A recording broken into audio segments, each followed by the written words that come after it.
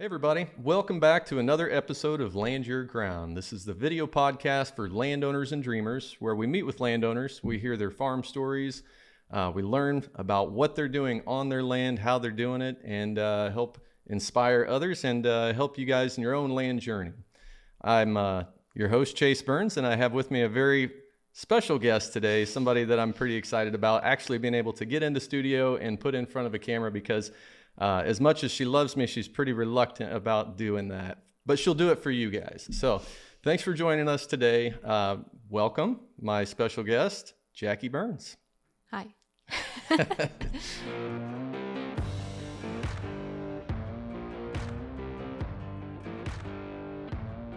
Well, I really appreciate you coming in, being in front of our audience and touching on a topic that's near and dear to your heart today. For the month of January, we're going to be talking with homesteaders. So we're going to find out kind of what that means, what it means to each of the landowners that we're meeting with, what it means to you specifically, and then hear kind of your land journey and have you kind of tell us a little bit more about what you do here on your farm and how you use it and what your goals are, your dreams, all of it. Are you ready for that? I guess so. All right. Well, let's start with some background. Why don't you just tell us a little bit about who you are, kind of why rural living is something that you're interested in, and how you got where you are today. So when growing up, I started in horses and stuff, and then I was about 11, 12, and we moved to the country and spent all my time outside. And so got involved in 4-H and then really involved in FFA, showed horses, did a lot of that stuff, had chickens, and really enjoyed the rural life, and then went into college and to Southern Illinois University in animal science. And then when I got done there, worked in the ag field for a little bit, sales, and then went back to school and got my teaching certificate in That was kind of your first ed. passion. I recall you were all the way through high school. You'd thought you were so into FFA and really on that track that you thought, yeah, this is something I really want to do. Your ag teacher was a big mentor, a big inspiration to you, right? So absolutely. So and that was, so 4-H and FFA are both great programs. FFA for me, I did a lot more. So involved at the state level. And so the skills that I gained within that really I was passionate about, and then I taught for 4 years until I came back home and to stay home with our kids. So we had 2 kids within those 4 years. And then I was called back here. So called back. We have a lot of really specific questions that come in from people all the time, and people who are interested in the topic that we're talking on today. So I want to touch on some of those, and I'll hit you with a few of those kind of as we go through the conversation, but I want mostly just for you to tell your story. So hearing where you came from is important for everybody to kind of understand that, like, you weren't a city girl. You weren't total greenhorn when it came to country living or raising animals or whatever. Like, you have a lot of formal education in animal science and all of, whether it's breeding or husbandry or nutrition and all of that kind of stuff. Like, and when did you first decide that, like, you wanted to be, did you just always know you wanted to be a landowner, or that you wanted to have your own place in the country to do these kind of things someday? Or was it more just like, I love those things, so I want to teach other people about them? Chase and I dated through high school and college. So our discussions were always going back to the, like, owning ground. Like, we never really had, we lived in town for a short period of time right after we were married, but then it was, how fast can we move out to the country? Like, how fast can we get out of town? Even we had a dog that he lived in town with us for a short period of time, and we didn't have much of a backyard, so Chase would take him to his parents during the day while he worked, and even the dog decided that he was no longer living in town and he decided was over it. drop him off every day in the country. And one day I went to pick him up and he was like, I'm not getting back in that vehicle. I know where you're going. So he lived out he lived out his life in the country with Chase's parents. So. Yeah. So in case any of our viewers missed that part or glanced over it too fast, Jackie fessed up to the fact that we were high school sweethearts. So I'm interviewing you as if I don't know the story, which is hard for me too, right? So, but I guess what we don't want to take for granted that anybody who's watching this or hearing it, doesn't know our story necessarily. So I want to get you to answer some of those questions, even though you're kind of like, yeah, you were there for that part, right? So the living in the country thing was always this is all we talked about, wasn't it? Right. Yeah. And so we were, I think 23, 24 when we bought our first house in the country on 3 to 4 acres, somewhere about in between. 3.5, yeah. And it had a garden, I grew up, I guess, in the country, but we had horses and we had chickens just because I had them as a 4-H project. But I didn't grow up gardening and canning and making bread and doing all of those things. It's never really been your mom's thing. No. She's made big progress though, right? I mean, she's growing peppers and stuff now. No, they do now. And, they do now. Yeah. It just wasn't like, I don't think anybody did as much. And, but also my mom worked full time when I was growing up, and her schedule's kind of changed now where she has more time to do those things too. So keeping up with kids and keeping up with working a full-time job, it's really difficult to do some of those things. So just shift and learning and knowing that it all comes with time. Yeah. But so when we bought that first 3.5 acre property and house, it was a big house. It was a 4-bedroom, 4-bath house. And we, at that time, didn't have kids, but had Riley, our first, shortly after. And then it had already had a garden and some, raspberry plants. And so that got us started a little bit in the gardening. Fruit trees, right? It did. And we bought a lot of fruit trees when we lived there, that'll go into our conversation about like. Yeah, but do you remember what happened to the first fruit tree that was on the property when we bought it? The day we closed on it. I guess I don't. You don't? Really? So the Chase morning, loves his trees. Morning we closed on this, there's this huge apple tree right out by the end of the driveway, and we're all excited about it. And there was a thunderstorm that came through. Right. And the day we closed on it, this tree split in half and was laying all over the yard when we pulled in to look at the house. The first time. I was like, well, there goes that apple tree. We lived there 3 years. Almost 3 years. Yeah. Yeah. Yeah. And then I was driving to work one day, and I was teaching still. So I was teaching ag at one of the rural schools. And I was driving to work, and I saw this sign that had just gotten put in like a real estate sign, right? Stuck out, like kind of stuck in the dirt. You couldn't hardly see it, and it had just evidently. And this was early in the morning, so it was still dark, and evidently it had just gotten put out the night before. Because when we called to even look at the property, they weren't even quite sure what property we were talking about. Yeah, you called me and you were like, "Oh, there's a property for sale out by us," and I was like, "No, there's not. There's not," because I know about it. Like. It's the first thing I do every morning when I get in the office. I pull up all the listings and see if there's any property for sale. And I don't know that we were 100% ready, but we wanted to buy land, right? Like we were eager. And so I was definitely pretty. It moved fast though. Like we went and looked at it that night and had an offer in on it. I think if we had had more time to think about it, it would have. You think we would have talked ourselves out? I don't know. I'm not sure. I'll remember that. I mean, next time I want to buy a farm, I'll just be like, nope, Jack, we got to do it. Write the papers, sign it. Let's go. Which turned out to be a great thing. So this property is about 55 acres. Yep. I was just going to ask you to tell us what you got. So we have about 55 acres. 13 is in CRP. The balance of it is in mostly timber. And some of that we've pulled out of CRP over the last few years as we've expanded. So like we have horses now here, and we built a shop. We're down and to more house like 8.5 or 9 acres in CRP right now. So for people who don't know what that is or whatever, maybe the homestead crowd isn't as in tune as the farm or ag crowd is, but CRP is the Conservation Reserve Program. So it's prairie grass, wildflowers, right? Right.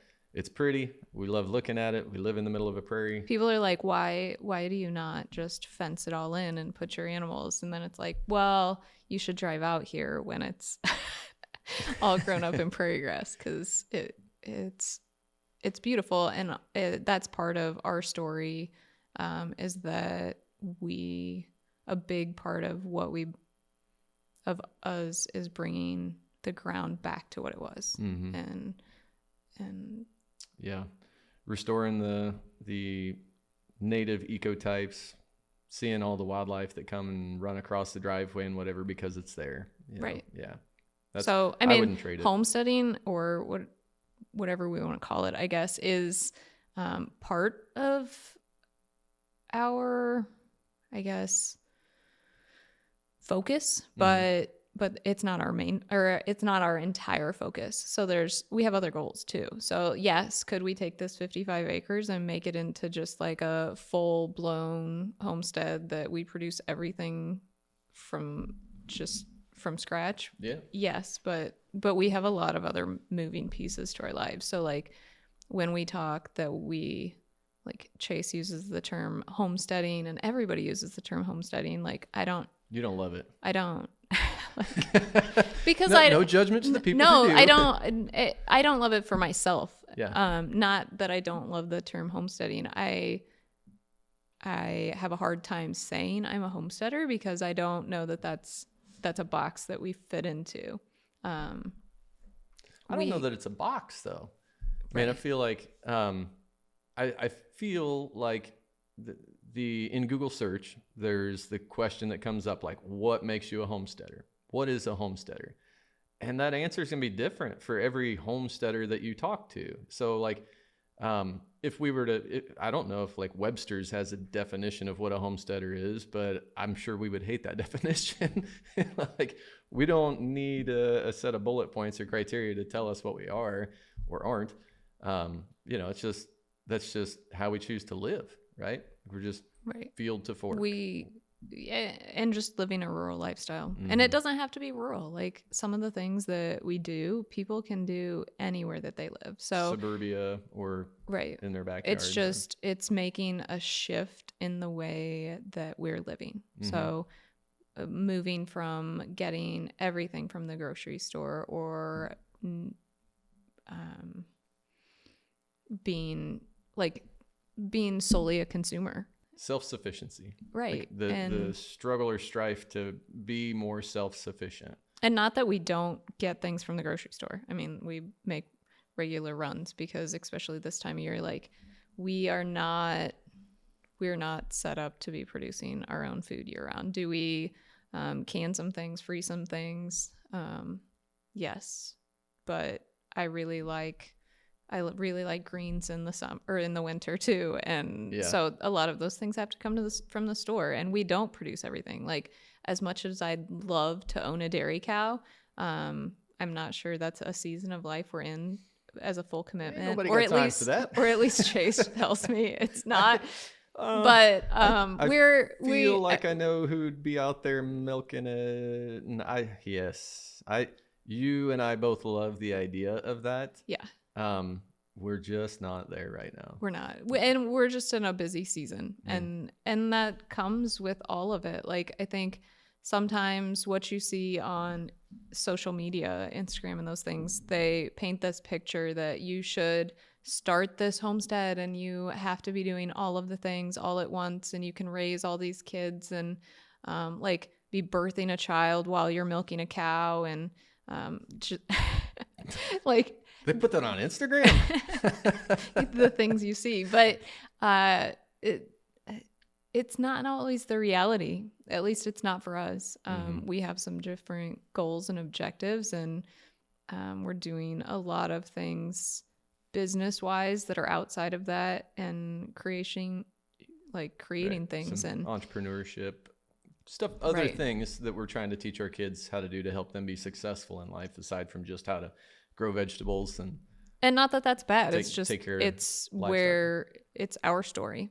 Yeah. And everybody's got a different story. And that's what's awesome about like what we're trying to create with Land Your Ground is that showing everybody stories, and especially historical stories, because what we hear as homesteading now is just how people lived. Like that's all they knew. Right. Our grandparents, great-grandparents we're basically emulating a lot of the things that they did because they had to.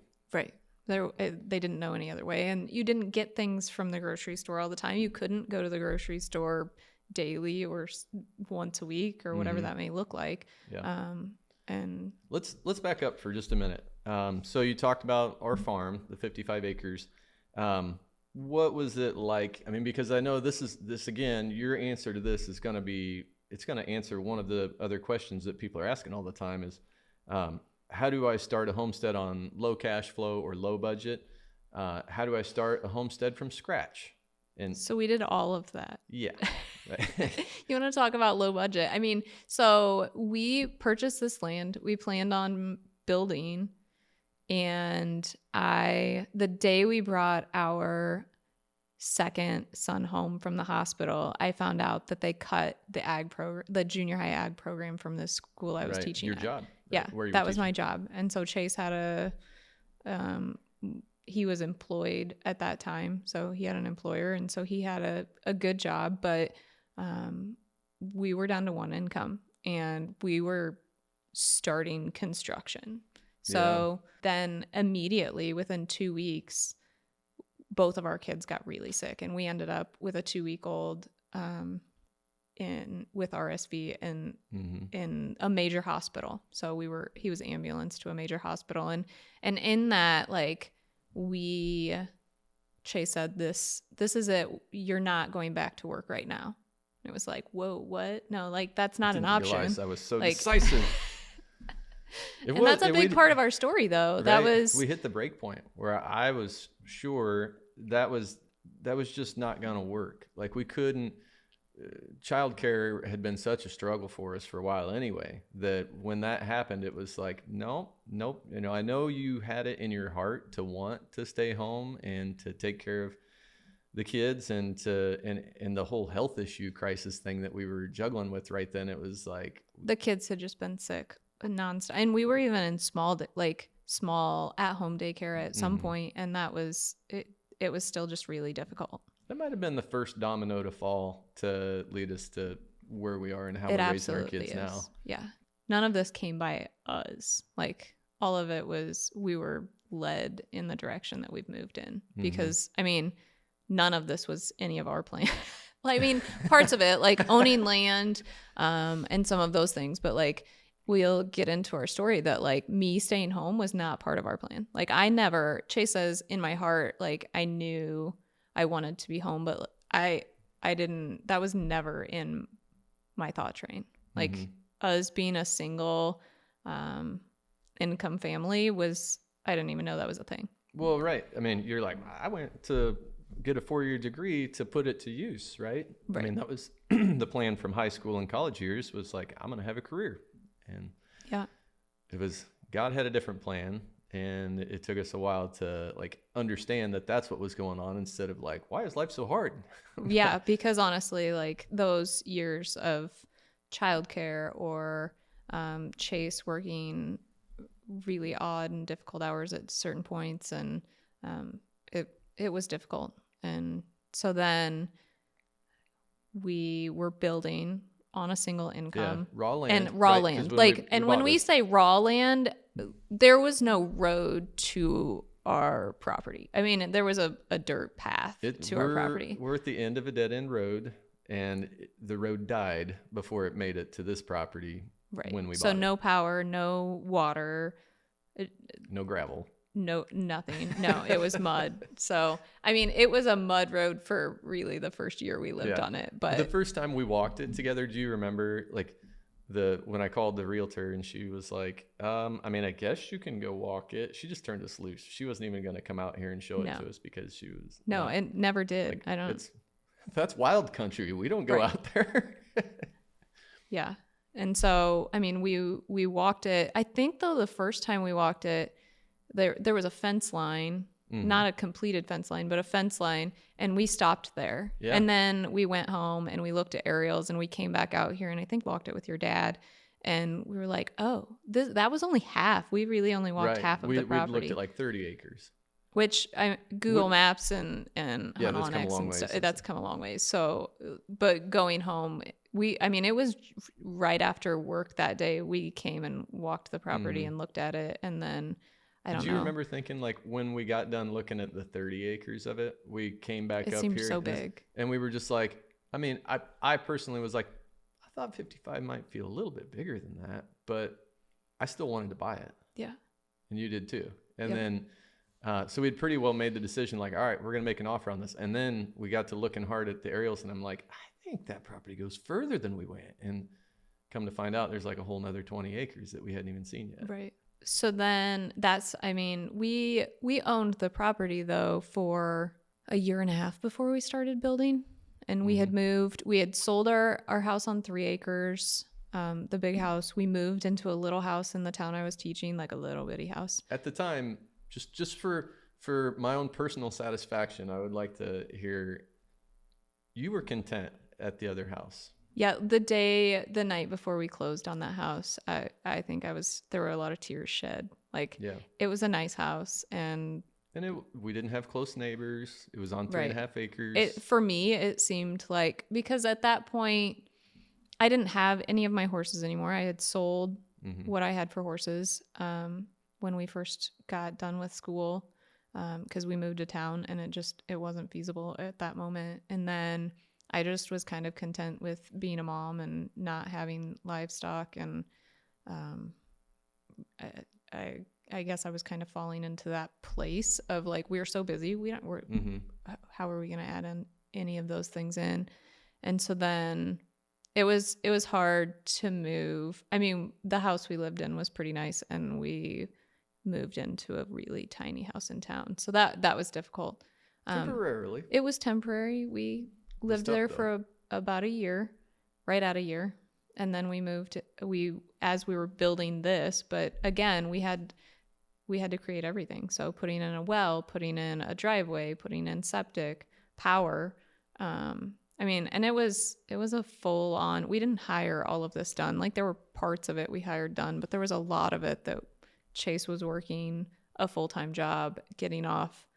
And so the property we are on is about 40 minutes from the house we were living in. So traveling back and forth. And we had a 3-year-old, 4-year-old, and a 1-year or baby. So it would have been a 3-year-old and Griffin was a baby. So to say that that was most definitely the hardest year of our lives and marriage, I'm sure. So I really people ask about when Griffin was a baby, and I don't really remember any of it. I feel bad. There were very few pictures taken. It was a blur. That whole year. We survived it. Sure. But so we built, and do you want to tell anybody what we built, or? So we started with a carriage house. So basically, the upstairs was finished space.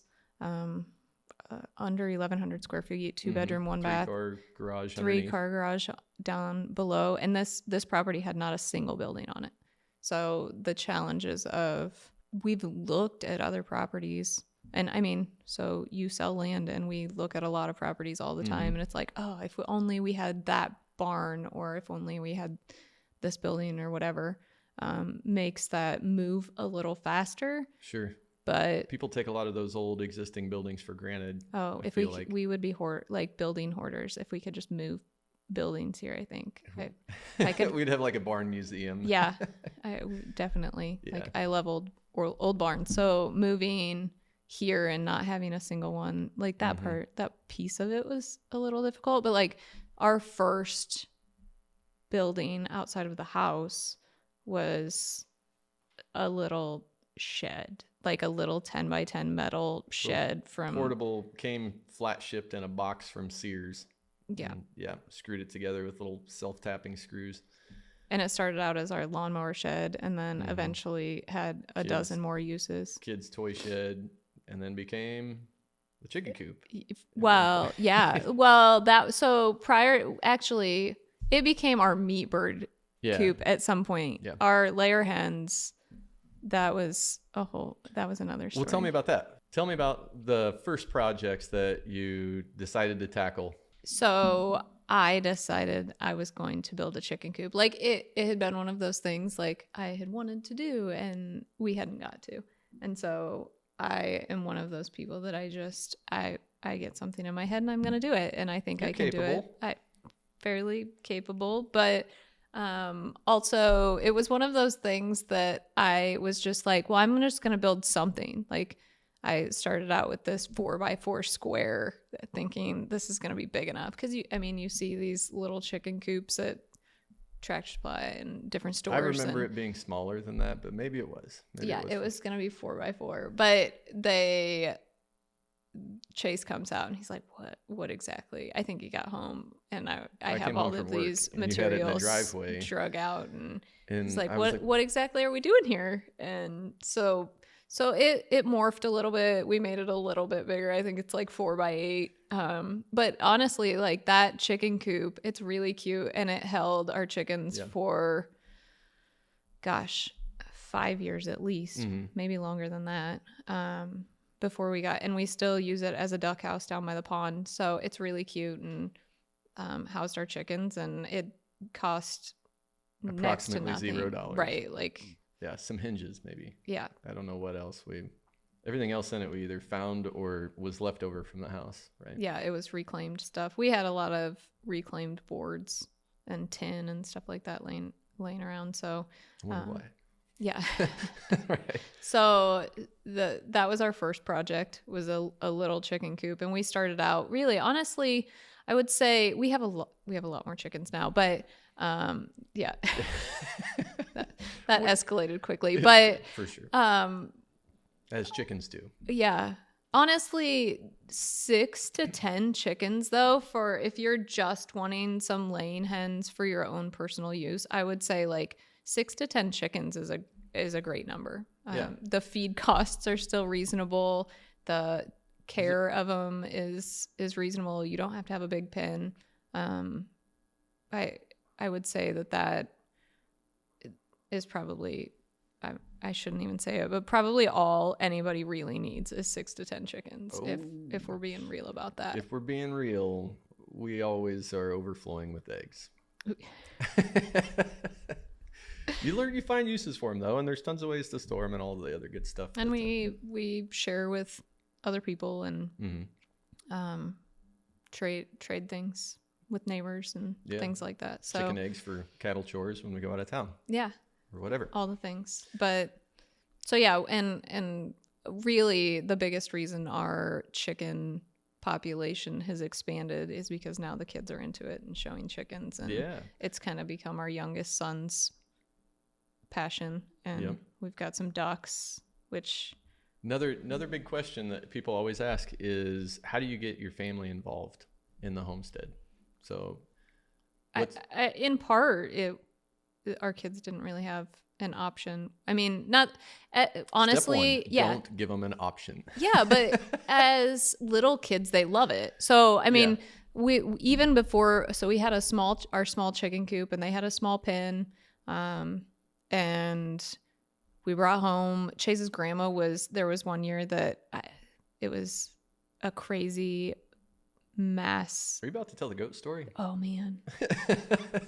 Chase's grandma called me one day and she's like, my goats, they're having babies. And by the time we made it, which it's not very far away, just a few miles. Yeah, you grabbed the kids and said, well, I'm coming. And by the time we got there were just goats popping out everywhere. Like all of her goats all at once within a matter of an hour they were just kidding everywhere. And there were baby goats all over the place. And out of that, all of them did well, and the weather was good and things, but we ended up with two baby goats. The moms they had 3 or something, and they couldn't care for all of them and needed some bottle baby time. So Griffin was 2, I think, and those were his. There was Acorn, and I don't remember the other one's name. I'm so impressed that you remembered either just one that of the one names. I don't remember the other one, but but the goats were short-lived. We've decided that goats were not our thing, even baby goats. To be fair, we didn't really have fence, so they were living kind of in the chicken pen. Fencing is most people's challenge with keeping goats, and we didn't have any. So. No, we had none. We had a chicken pen. So they lived in the garage for a while because they were babies, and then that led to goats being in the FedEx lady's van. So in the driveway. So oh Lord. on top of the gas grill. Like then they went back. They went back to grandma's. They weren't they were weaning age, and they went back, and that was the last of goats. Goats are no longer part of our homestead. No, they're not. But it's fun to play with stuff like that or test it out. And it was really good for the kids, and they enjoyed it. I'm not saying that I wouldn't bottle feed a goat again, but we just definitely aren't raising goats. Yeah. So other improvements or things that we've done, that's where we started, right? That was the early days. And then that would have been, 12 years now that we've been out here? Yep. So what have we done since then here? What's some of the projects that were like on your 5-year and your 10-year to-do list? Or so one of the biggest things we started with was we had a plan, and I honestly, we thought big, and I think making sure whatever you start with, you don't feel like you have to tackle something immediately. I mean, we've been here 12 years and we're still fixing and changing, and but a lot of those things have always been in the plan. And we kind of laid it out. Right. I mean, we have our original drawings of because we wanted an orchard. We wanted fruit trees, berries. You wanted a place for a greenhouse. Right. You wanted a horse barn and pasture paddocks for the horses. Right. Because, again, we had none of that. So we've now expanded to, we have our shop building. We've now expanded to, we brought in, and this is how all stories with animals go. You bring home an animal that you might not be totally prepared for, and are all of a sudden in November building a horse barn.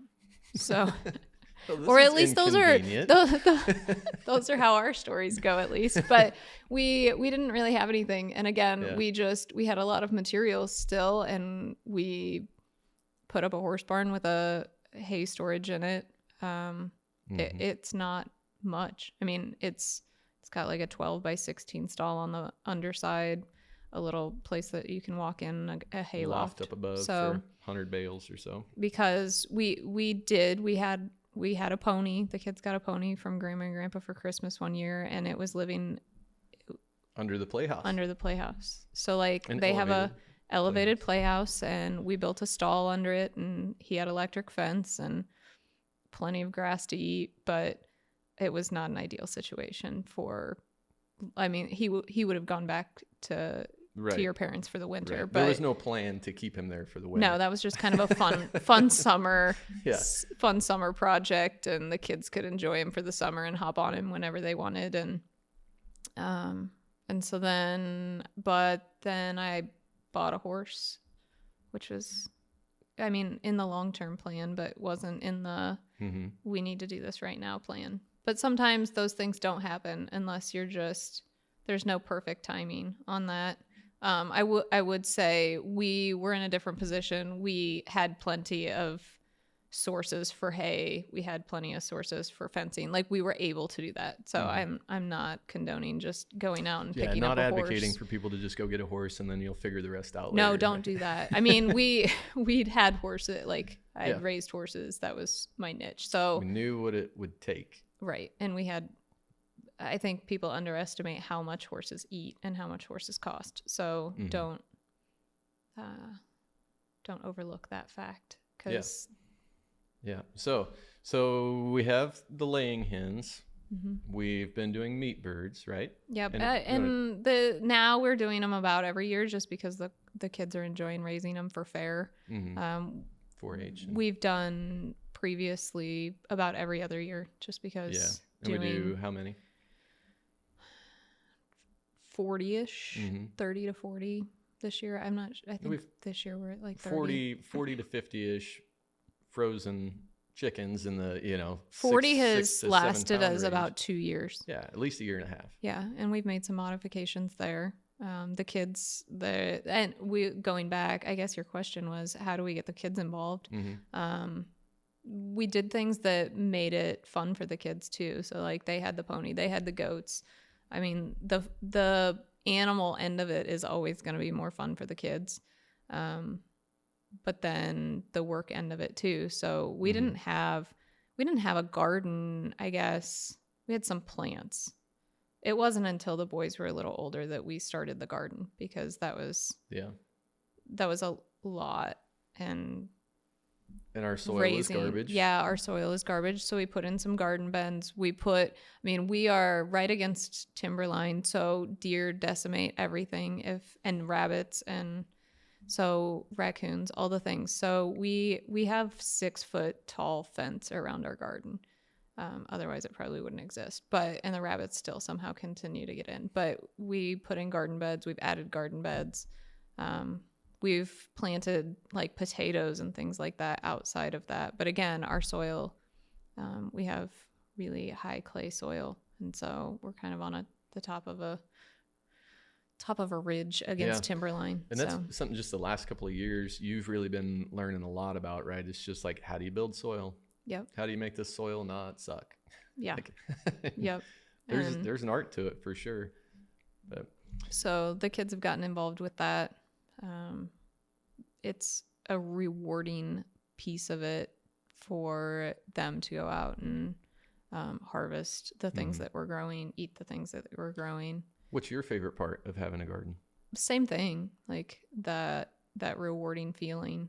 I love going out and tending to a garden, and then you feel about July, you feel this defeat where your garden has become feral, and all of a sudden it pulls you away from it too often. Yeah. And it's growing really fast. Everything's growing fast at that point when it's hot and you're watering, and right. It's hard to keep up with. And then you have counters full of vegetables that you're like, now what? What do we do with? I mean, we as a family we don't eat a ton of tomatoes. We just don't. Like, that's not really our thing. And all of a sudden you have, one tomato plant really is probably enough for us. And when you plant like a dozen of them, then you're overrun with tomatoes and trying to process those in the middle of fair. And the timing of it is always a challenge with the busyness of life. Yep. So, anything in the garden that you ever grew that you just said, this just doesn't work for me, or that you're not ever going to grow again? I would say, I don't know. Nothing that I wouldn't grow again. There are some things that I have. I every year I start out with peas, and they do okay at the beginning, and then they die a quick, fast death. Like, I'm not good at peas, evidently, but we really enjoy them when we do.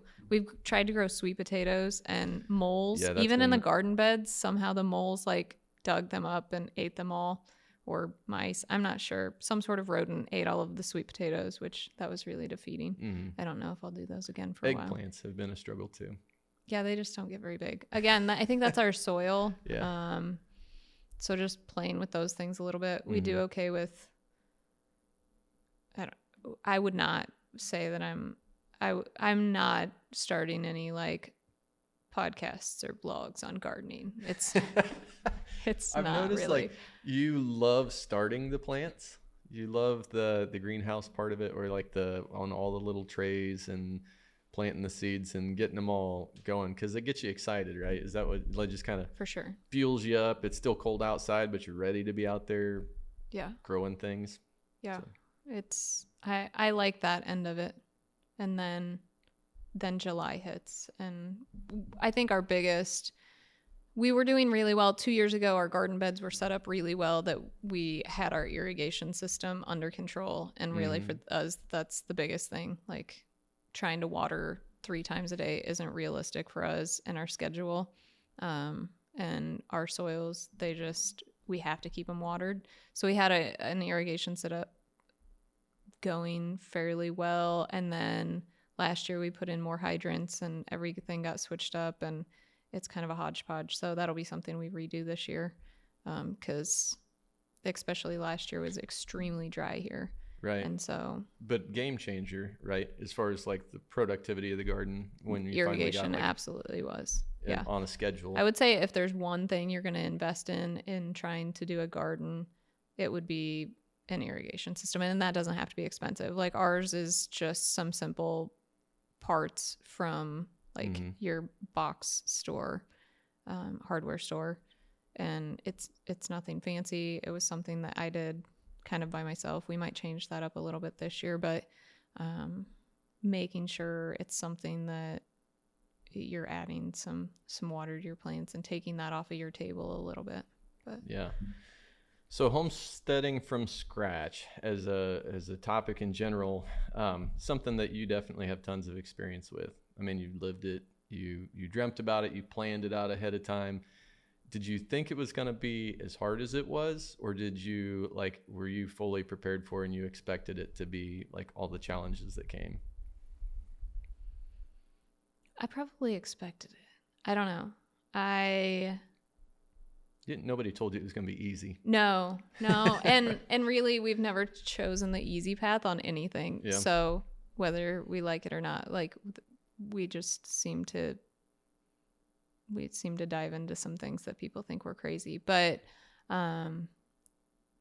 as far as, I think the biggest challenges, I thought I could do more faster than we did. Mm-hmm. And I think putting all of that on yourself can be like, it can pull you down pretty quick, and lose your motivation. So one of the things like is just that keeps me motivated is keeping in circles that are kind of that niche that I keep learning. The community. The community involvement in that, like, and not necessarily like when we think community, we think people local to us. Right. But I mean, like you get in a circle of other like-minded people that are living the same thing you're living. Absolutely. And Facebook has we all love and hate it, but some fabulous groups in there and a lot of community that you can kind of get connected with, right? But that can be daunting too. I mean, Facebook, some of those groups, but then you get a lot of feedback.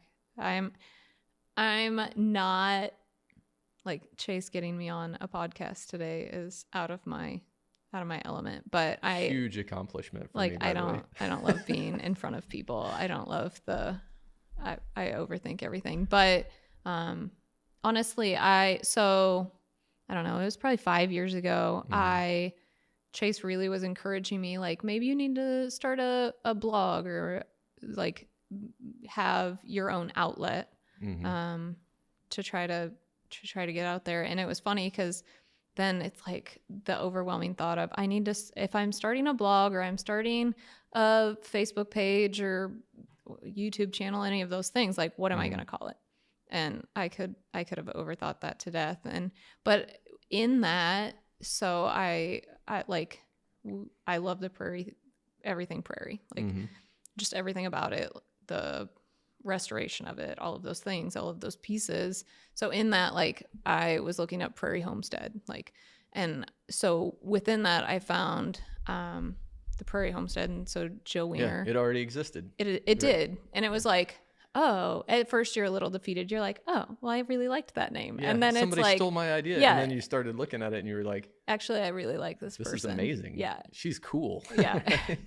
So I think about that time, like, she was putting on some courses, Joe Winger. And so then I took a couple of those, just I love learning. Like, I always have. I've continued to take, like, classes over the years, just because it continues to keep me motivated. So lifelong learner, as our previous guest Kim Sheese would say. Right.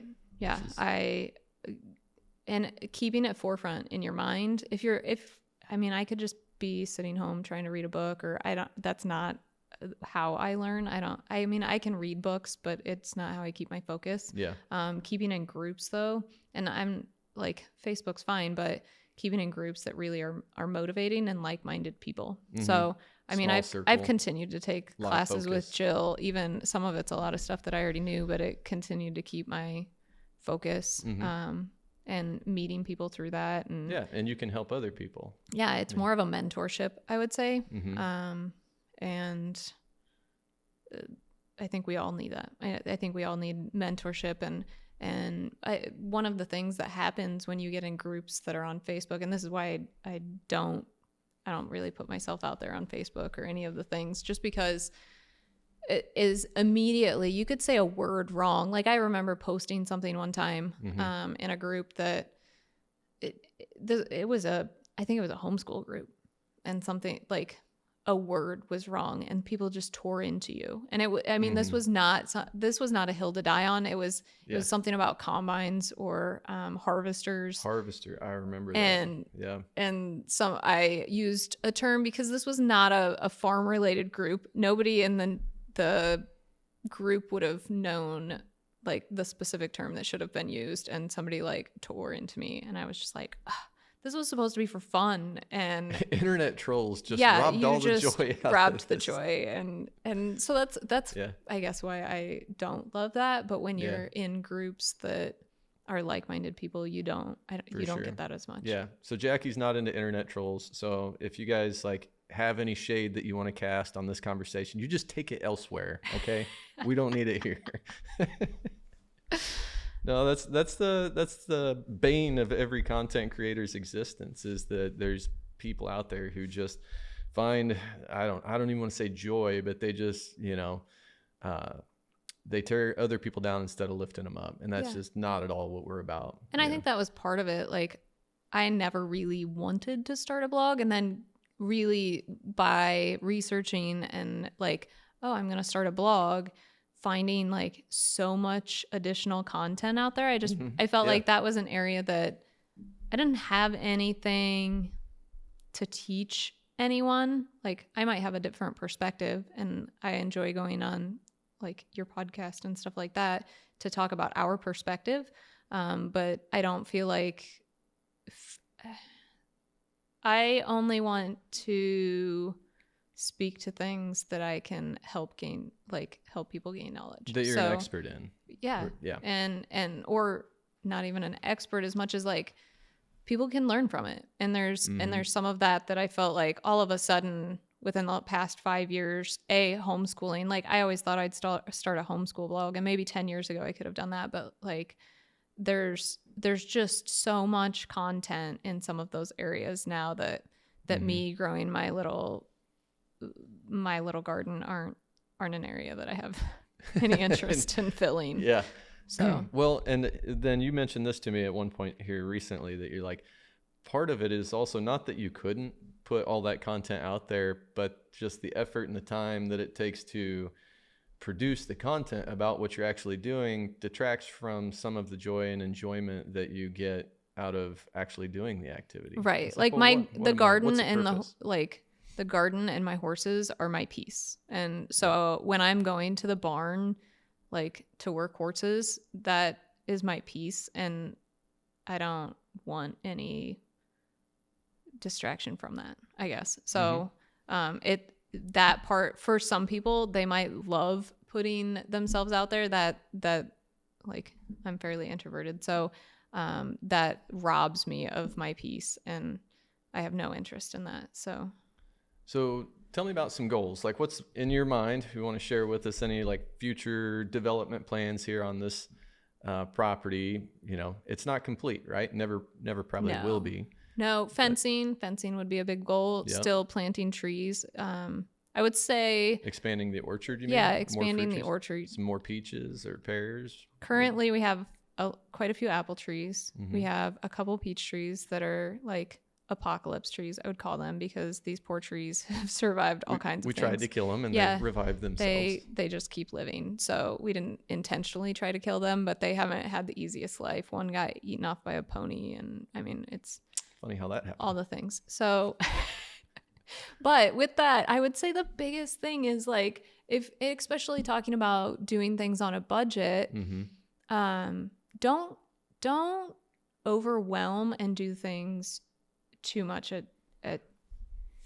a time. Like we put in a fruit or tree order at some point over the years. It was before I don't even know that we weren't living here. We We had owned this nothing out property.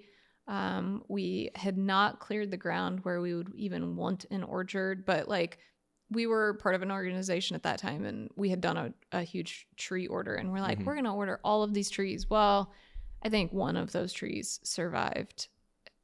Out of like 50. Yeah, we spent a lot of money on trees. So Best I would say laid like buy 2 trees, like buy a couple of trees. That is the lesson I learned from that, and I have preached that on other podcasts and platforms. Like, I thought at the beginning, I knew that was one of the projects that would need done early on, because it takes time, 5, 6, 7 Right. years. I mean, before an really apple tree those starts trees that developing. we planted at the beginning are just now starting to fruit. Yeah. Some of them. So I knew, well, we got to do that early, and then we'll shift our focus to other things. But the problem is, we didn't even have a well out here. We didn't have a way to get. I didn't even own a pickup at that point. So it was like cart before the horse a little bit. Some of those things take more nurturing, and unless you are at least prepared for that commitment, then you're not ready. So, Right. do And that's them okay. as you can. But yeah.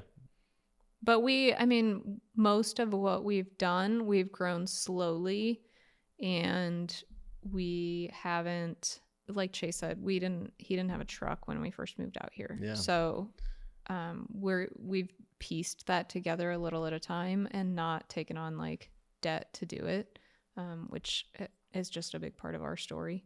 But knowing that you don't have to, and really honestly, unless you're in like just a situation where you're flowing with cash flow, you can't just take all of that on, and it's going to be overwhelming if you do. And that's when you're going to create what you feel like is failure, is because you can only do so much at once. Right. And then that would just eventually lead to you just giving up on stuff.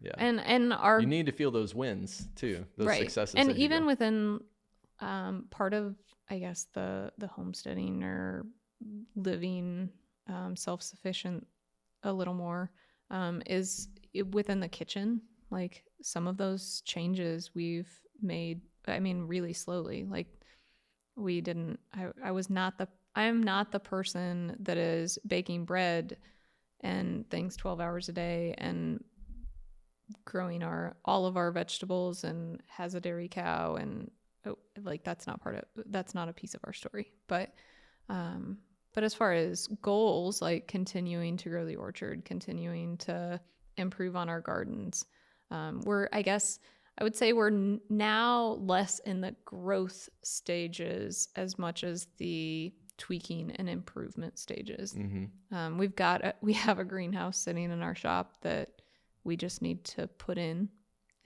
Needs constructed this year. That's on this year's list of things. Some more fence. Last year we redid a bunch of stuff with our chickens. We have a different chicken coop in the last 2 years, a lot bigger one, but put in fencing and things for the chickens. And cows. Yeah. So we have horses, we have chickens and ducks, which the ducks are novelty. They're a novelty. They're not. They lay their occasional eggs. I think a couple of the hens are probably too. Yeah, we eat them. A couple of the hens are a little older, and so I don't know that they even produce eggs. We have 1 male and 4 females, and really they're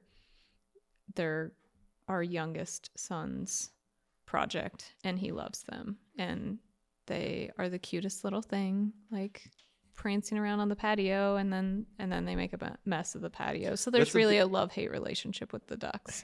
That's why a lot of people decide against ducks is, they're just so messy. They're so messy. Well, they are.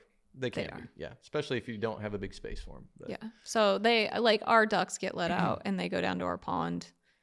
Like, I guess not right now. The winter's harder with the ducks, but they get to go down to the pond. So they have space. They're not, if it was just their little pool, it'd be a lot messier. Yeah. But. And then they come back up at the end of the day and go back to the chicken coop. Yeah. So at cows, though, started to shift gears on that. Just wanted to give an opportunity. Anything maybe you want to add to that? We have cows. A piece of that is we rent pasture. So we've been on the hunt for probably some more ground for a bit now. and we've had cows for 4 years. 4 or 5, yeah. something like that. And we have a small herd. We have 6 cows, and we'll have calves every year. And so renting is it brings its own challenges. And so there's positives, but there's drawbacks too. And investing much money into land you rent brings on challenges. But then doing things how you want them when you don't own the land is difficult too. So that's what we have currently. We have 6 cows. We're calving out every year. We've been fall calving, which we enjoy a lot more. Spring around here is a muddy mess, and the weather is less than predictable. Yeah. And I would say because of our limited footprint and the fact that we don't have enough space to take all the way from like breeding cattle, doing calving and then feeding them out and then process it ourselves. So this is the type of thing where then community comes back into play. And one of your really good friends is just down the road from our pasture, right? So they have a feed lot, and we calve and then we sell them the calves. They go to their feed lot, they finish them out there. And then this past summer, we were able to buy one of those finished steers back, and then we processed it here. Yeah, so we process pretty much all of our own meat. We have a walk-in cooler. We have all of the processing equipment, and chickens, I guess, are a little different. We have some great friends. Again, this goes back to community and having those people that you do life with, I guess. So we are able to, thankfully, like, some of our friends have a great setup for chickens, and we're able to all process together, and that makes that a lot more manageable because honestly, with processing chickens, the more hands on deck to do it. It takes a big team to do a whole bunch of chickens, and it's a lot more fun. It'd be super stressful if it was just us and the kids, and we'd all probably hate each other by the end of the day. Or we would hate chickens. Yeah, or hate chickens. We would never do it again. So but we kind of look forward to it. Yeah, we do. We look forward to the camaraderie with friends and chicken processing day and what that brings. And so find your village, right? That's a good lesson there. If you don't have, or your tribe, if you don't have all the right tools to do something, but there's other people in your geographic area who are into some of those things, then partner up with them. Yeah. And really with cattle, if we didn't have our friends down the road that help with we got snowed in last week for 4 days. We were dumped on with snow. We had over 2 foot of snow last week, and between the temperatures and the quantity of snow, we weren't able to get out for a couple of days. And so our friends were just down the road from the pasture, and were able to take their big tractor and go check on cows and feed, because we couldn't. So that wouldn't have been really even manageable for us. Nope. That is the best part about rural life, I think, in general. And I know that isn't just unique to this area. That's most of the Midwest, and it might be most of rural America. But there are still good farm families, other rural folks out there who want to be connected. They want to help each other. A lot of them are all striving towards some level of self-sufficiency. So, they love the idea of having chickens and eggs, or if they don't have that, but maybe they pasture raise a few pigs, or maybe they whatever, to connect with those people. And then the things that you can't do, maybe they are. And then you either help them, or you guys trade labor, or you swap produce, something that you're growing for something they're growing. And that's the awesome part about rural life that I think is probably harder for the people who are trying to do the homestead stuff in suburbia, just growing a garden in their backyard. They're probably not reaching over the privacy fence and being like, want some carrots? I don't know. I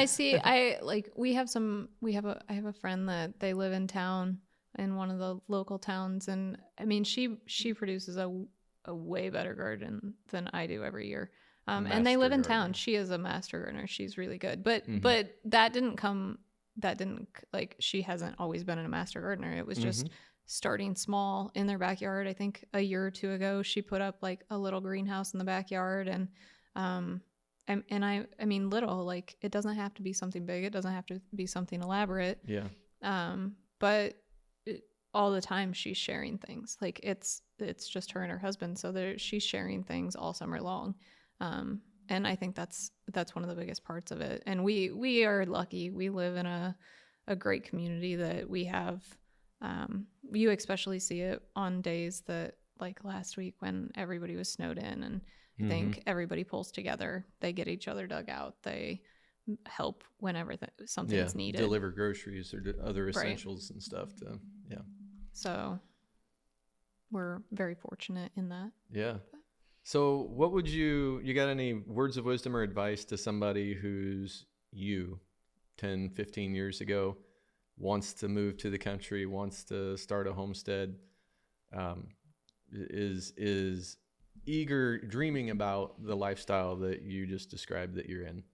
Maybe encouragement or warnings, cautionary, any input, any ideas that I think the biggest thing is just don't overwhelm yourself, and don't, I'd say we're like the un-Instagram family. Like, I mean, Chase has had some really good reels on Instagram and they look really pretty. And part of me is like, oh, that's so nice. And then it's like, it feels so unreal sometimes too, because I hate to put a vision out there that things are so pretty and so perfect and clean, and they don't get the full picture. And to me, it's for people seeing that, it leaves them feeling defeated. And so I hate it. Like,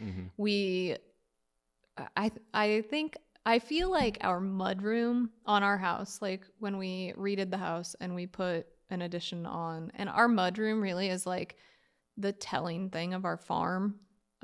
It's like the most un-Instagram mudroom you'll ever, it's our pantry too. So it's a big space. It's like 12 by 20. But when we went to put flooring in it, they like, I got told by one of the flooring guys that they don't make the flooring I wanted anymore, because that's what grandma's put in. Like, I just wanted rolled flooring. Like, yeah, I wanted it to look nice. I want to be able to shovel the mud off. But I want to, like, I need to almost be able to just pressure wash it. Like, not really, but kind of. Yeah.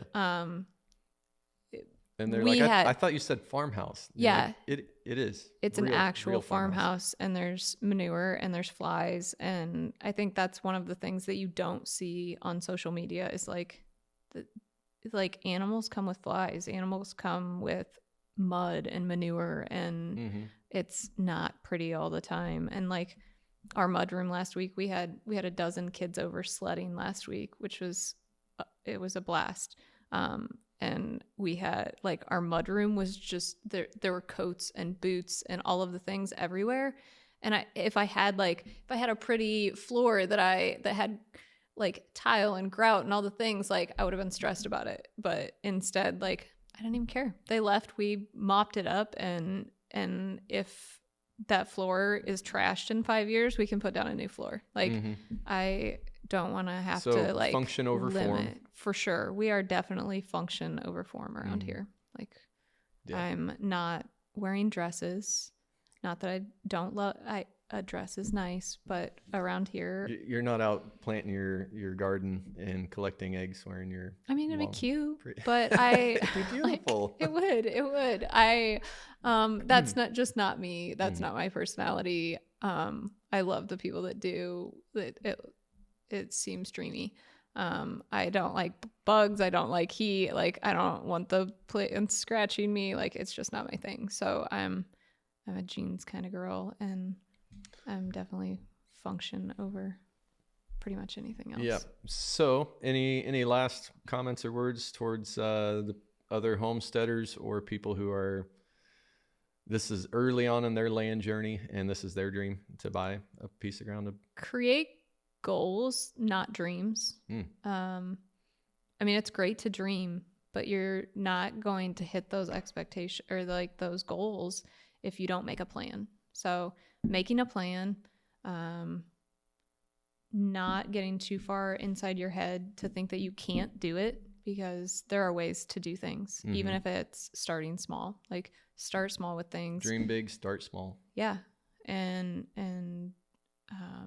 I would say deciding what your biggest priority is. Like make your plan, decide what your priority is. Because if you don't know what your priorities are, it's easy to have, like, as your income increases, having that lifestyle creep where, oh, all of a sudden we're paying for all of these things and we can't afford to buy land. We can't afford to really do the things that we are saying are our goals, because all of a sudden we're spending money on stuff that doesn't even fit in what your priorities are anymore, or what your goals are. So that was one of, I guess, the biggest things for us. We bought land early. We were young, but that was our priority. And so we take limited vacations. We don't buy a lot of frivolous things. We don't go out to eat much. Like, yeah, it was a lot of peanut butter and jelly sandwiches at work in the early days. Yeah. What came first was the priorities, like paying for the things that we had to pay for, saving for the things that we really wanted. And then if there was extra, to do some of the extra things after the fact, then we did. But our priorities have never been like fancy vehicles, or at least like those things, clothes, jewelry. Those aren't my things. Vacations, things like that. Like, I mean, we've taken trips, but those aren't knowing what your priorities are, because you're not going to hit your goals if you don't have a plan set out. And I guess that would. No, that's really, really good advice. And knowing you have to go slow. Like, it's not going to all happen tomorrow. Yeah. Yeah. Go at it. Be aggressive in pushing towards making your goals, but understand that they might take time. Yep. Yeah. And don't quit on them. Be patient while you persevere. And learning, because some of those failures are just learning moments. So right on. Well, Jackie, thank you so much for coming in. Thanks for being a part of the show. I love hearing your story, even though I know it, and I've been there with you through every moment of it. So I hope that our guests really enjoy it too. I hope that a lot of the other people in the homestead community can appreciate kind of where you're coming from with your journey, and people who are just kind of starting that path. I hope that they can, learn from it too. And I hope it encourages them to kind of keep tuned into Land Your Ground, because we've got some other guests coming in that have different stories, but are also parallel in a lot of ways. And I think that, can share a little bit more of the wisdom and just more, like you said, perspective. Right. Gaining that from anybody you can. Yeah. But having your eyes open to that too. Yep. All right. Well, with that, I guess we're going to wrap up on episode 8. And this has been another video podcast by Land Your Ground. We're appreciative for you joining us today, but we really would love it if you would like and subscribe to join our tribe. Follow us on all of our socials. That would be TikTok and Instagram and Facebook. And you can find us on Spotify and YouTube. And we're really glad to have you along for the journey, and join us next time on Land Your Ground.